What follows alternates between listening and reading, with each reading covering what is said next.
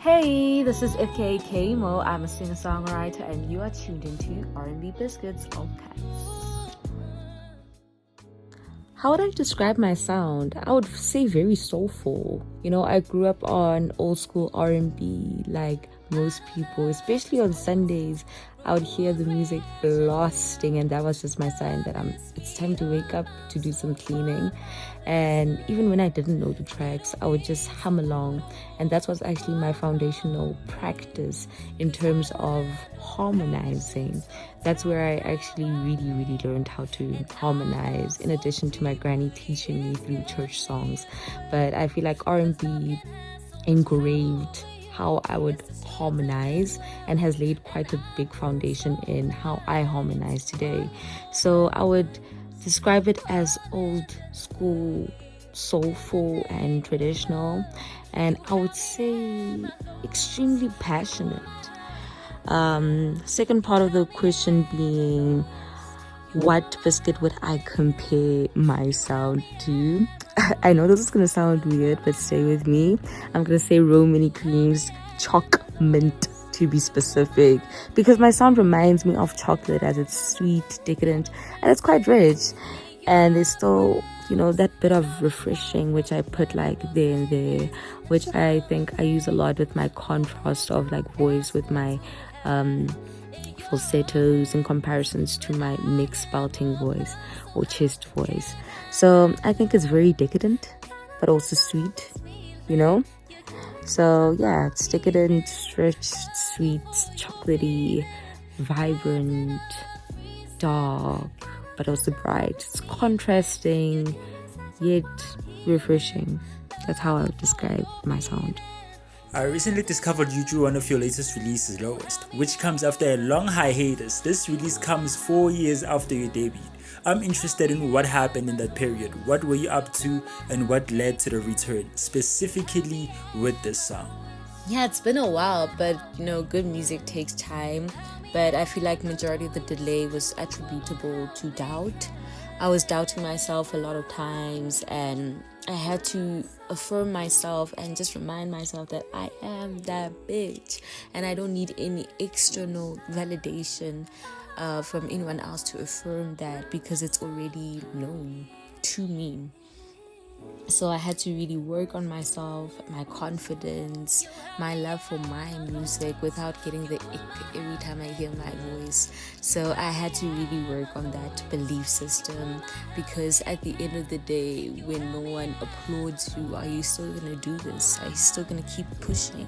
And I didn't want my music to be codependent on the reactions. I wanted it to be because I loved it. So, but also within those 4 years, it was quite a hectic time period for me. I got like 2 degrees within that time span and a job.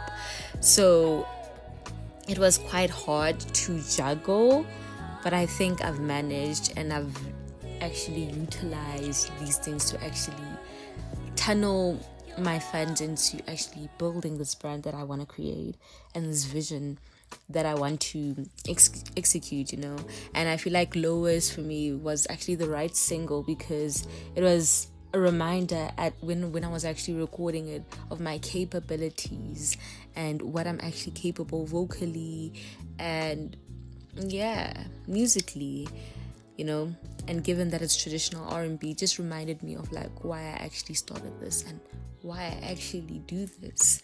So it was that breeding ground, and it just reminded me that it's time to let go right now. You can't keep holding music for a long time.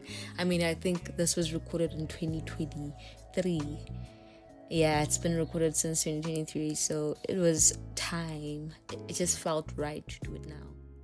You also mentioned that this is from an upcoming project. What should we expect from it? What is it about? And how big do you think you have grown since the days of Nothing Lasts Long and Fire?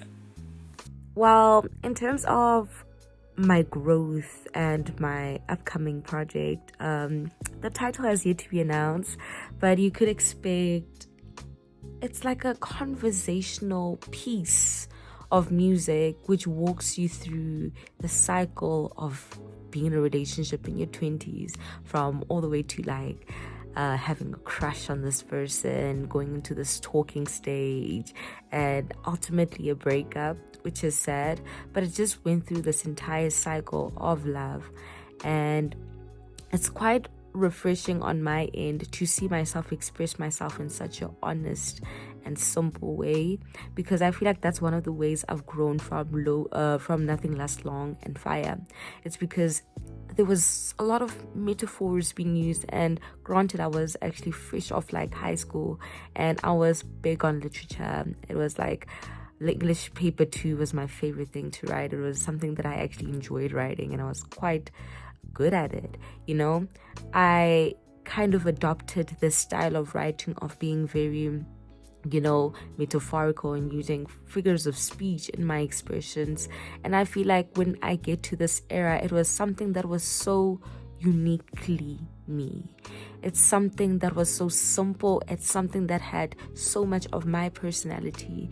And I think how I've grown within these years is just defining my artistry and how I want to present my artistry, and how it looks like. And it just gave me more of an identity. And yeah, that's how I feel about it. So yeah, expect a great run through of my experience within my 20s. How I envisioned my first debut project, I was so delusional. I thought I was actually going to